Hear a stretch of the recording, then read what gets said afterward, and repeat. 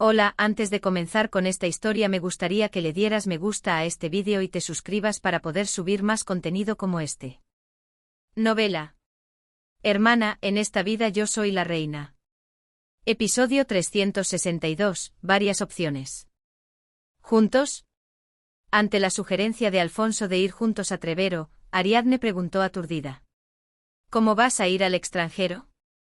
Era una pregunta muy razonable, ya que como heredero al trono, debía permanecer en el país. Pero Alfonso preguntó como si no fuera gran cosa. ¿Cuándo no he ido al extranjero? Alfonso, que había llegado hasta allí, sonrió mostrando sus dientes blancos. ¿Quién más podría protegerte en el extranjero mejor que yo? Si Ariadne iba, él también tenía que ir. Este viaje a Trevero tenía un propósito muy claro. Alfonso abrazó a Ariadne con fuerza y recordó la audiencia privada que tuvo con León III unos días antes. Cuando Alfonso fue a ver al rey el otro día para conceder la petición de Ariadne, León III, como era de esperar, quiso algo a cambio. Ciudad libre. Se acarició la barba blanca y suspiró profundamente. Alfonso, ignorando la reticencia de su padre, explicó el asunto con su tono habitual. Sí, Su Majestad. La ciudad de comerciantes Unisola ya no necesita la protección de un señor externo. La isla, que flotaba en medio de un pantano, estaba tan lejos de las murallas que un señor construía como la densidad del lodo que llenaba el pantano. La administración interna estaba a cargo del Comité de los Siete, elegido entre los comerciantes. El Comité de los Siete, compuesto por comerciantes de alta reputación establecidos en Unisola, se encargaba de la administración, como la construcción de sistemas de alcantarillado y carreteras, hospitales y escuelas, y recaudaba impuestos para apoyarlo. ¿Hay alguna necesidad de atarlos a la obligación feudal hacia un señor cuando no hay beneficios que el señor pueda proporcionar? El príncipe Alfonso dijo con calma. Los impuestos se pueden pagar directamente al gobierno central. Esta fue una trampa bien pensada lanzada a León III. Porque el objetivo de vida del actual rey era engordar el poder central reduciendo la autoridad de los grandes señores. Pero el astuto y viejo zorro no cayó fácilmente. León III preguntó de repente como si no hubiera escuchado nada de Alfonso. Entonces, ¿has pensado en lo que te dije? Si te refieres a la conversación. De repente el tema de la conversación cambió. Se alejó de la historia de Unisola y la autonomía de los comerciantes. Me refiero al viaje a Trevero. León III preguntó con un tono supuestamente amable, pero no pudo ocultar su tono de expectativa. Tuviste tiempo para pensarlo después de eso, ¿no? León III no pudo ignorar el cebo que le había tendido el Papa Ludovico. Él había estado debatiéndose en el brillante plan que había dibujado en su mente sobre qué beneficios podría obtener el reino etrusco si respondía a la llamada del Papa Ludovico. Alfonso fingió no haber escuchado a su padre. Reflejó el estilo de conversación de León III como un espejo. Ahora que lo pienso, padre. El príncipe preguntó por el tiempo como si nada hubiera pasado y preguntó por la salud del rey. También habló de lo deliciosas que estaban las frutas y de lo sanos que crecían los caballos del rey. Volver obstinadamente al tema anterior no era una conversación educada. León III también se sumergió sin problemas en el nuevo tema propuesto por Alfonso, sin la menor incomodidad. Sin embargo, el rey nunca olvidó su objetivo. Cuando la conversación llegó a su fin y el príncipe preguntó si podía levantarse, el rey sonrió, mostrando profundas patas de gallo alrededor de sus ojos. Trevero, piénsalo. Alfonso, con una sonrisa serena, inclinó la cabeza para saludar a su padre y salió de la sala de audiencias del rey. Sin embargo, la sonrisa en su rostro no reflejaba sus verdaderos sentimientos. El viejo zorro no era un oponente fácil.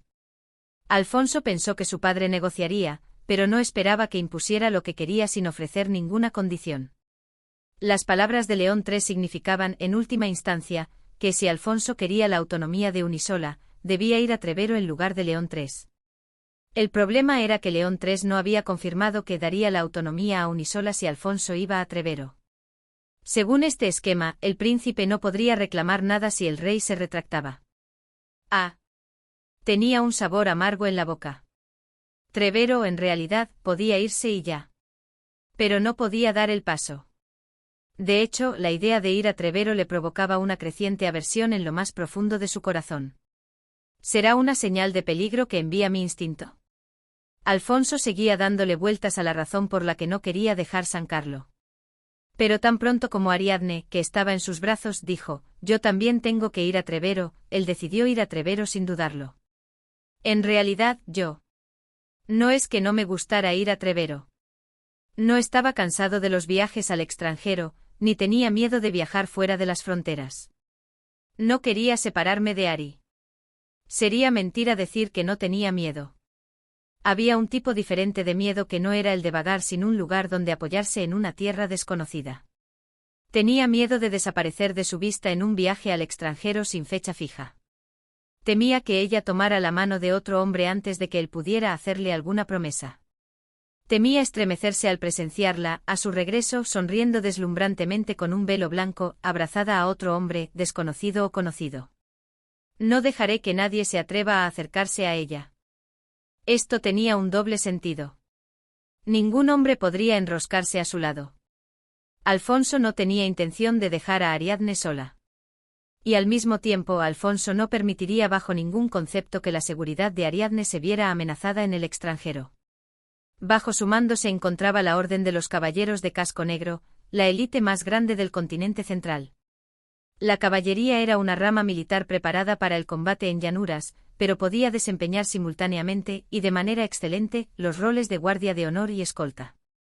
No dejaré que Ludovico o Gálico le pongan un dedo encima. Alfonso comenzó a estimar el número de caballeros que serían asignados al viaje a Trevero. Sin embargo, todas las situaciones están destinadas a cambiar, y el puesto de enviado especial a Trevero, que partía en lugar de León III, no esperaba solo a Alfonso. Su Majestad. El duque pisano César se dirigió a León III con su habitual sonrisa alegre durante un paseo a caballo ligero. He oído que tiene dificultades para nombrar a su representante para Trevero. Su sonrisa se hizo un poco más intensa. Ni siquiera los hijos hacen lo que uno quiere. León III agradeció mucho la oportunidad que le brindó César. El rey desahogó sin filtros sus quejas sobre su hijo legítimo con su primogénito. Alfonso, ahora que ha crecido, quiere negociar con su propio padre. El rey se quejaba principalmente de la actitud de Alfonso. Su principal queja era que no era obediente y no respetaba a su padre, el rey. César escuchó pacientemente las quejas del rey, prestando atención a cada detalle y asintiendo con la cabeza a cada una de ellas. Toda la gloria que disfruta proviene de su majestad, pero Alfonso parece carecer de gratitud. Era como una presentación personal, pero León III estuvo vehementemente de acuerdo. Exactamente. Sin embargo, León III no cruzó la sutil línea que se había fijado. No le mencionó a César que la contrapartida que Alfonso había propuesto para el viaje a Trevero era la elevación de la ciudad autónoma de Unisola a ciudad libre. No era que estuviera guardando un secreto para Alfonso, sino que pensaba que César no necesitaba saber de esos asuntos políticos. Aunque se dudaba de su habilidad política como duque con tierras fronterizas, César, que era más rápido que nadie en percibir las cosas como hijo oculto del rey, sospechó que León III no le había contado todo, pero no insistió en indagar. La parte que debía abordar era el aspecto emocional como familia. Pero también entiendo por qué Alfonso se resiste a ir más allá de las fronteras, y también entiendo por qué su majestad no puede exigirlo con firmeza. César asintió pensativamente con una expresión de total comprensión. Ese muchacho ha pasado por tanto al otro lado del mar, y su majestad, como padre, no querrá verlo sufrir de nuevo, ¿verdad? Aunque el sufrimiento de su hijo no le importaba en absoluto y solo no se atrevía a pedirlo por vergüenza, León III asintió vigorosamente a la indulgencia emocional que se le ofrecía. Exacto, eso es. El dorado, si uno lo hace por sí mismo, no luce bien. Necesita que otros lo hagan para que brille, por lo que un monarca necesitaba un súbdito que le dijera cosas agradables. Enviar a Alfonso al extranjero de nuevo, la verdad es que se resiste un poco por otras razones. César adoptó una actitud deliberadamente peligrosa. Se dice que el Papa Ludovico es un hombre cruel e impredecible. Una sombra cayó sobre sus hermosos ojos. El aire cambió drásticamente con solo un cambio de expresión. Si esto fuera un escenario de teatro, los gritos de las muchachas habrían llenado el gran salón y sobrado. Alfonso es el único príncipe del reino etrusco, si por casualidad el Papa intentara hacerle daño al cuerpo del heredero al trono. Se esforzó por usar palabras lo más neutrales posible, evitando términos como heredero.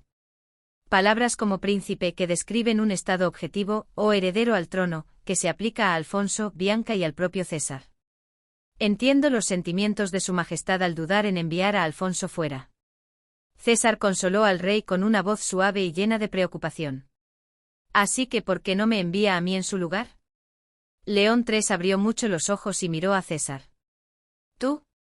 César era el sobrino del rey en el ámbito público, así que no había razón para no enviarlo.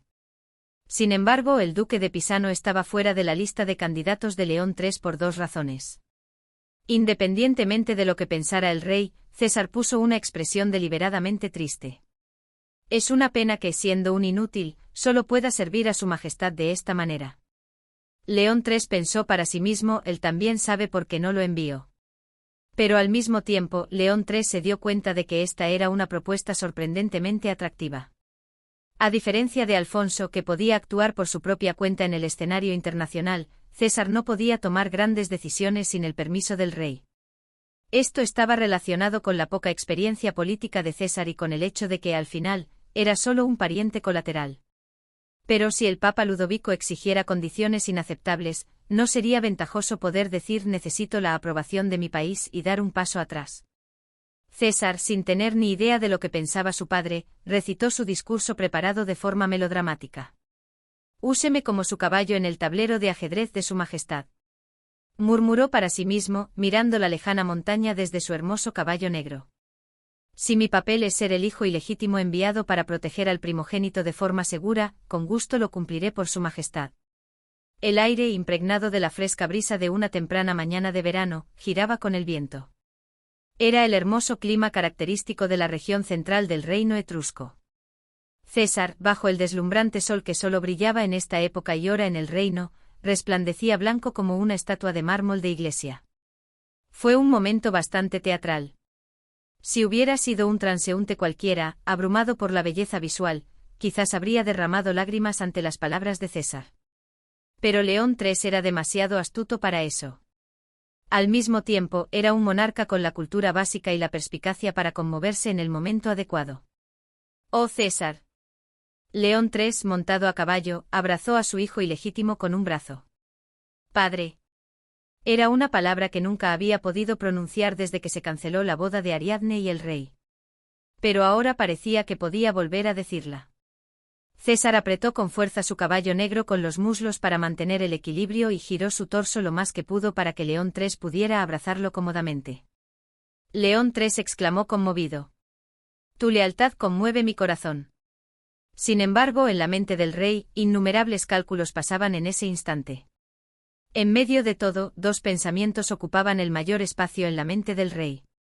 Uno era, como era de esperar, la duda sobre la capacidad de César, y el otro era la palabra escudo de carne.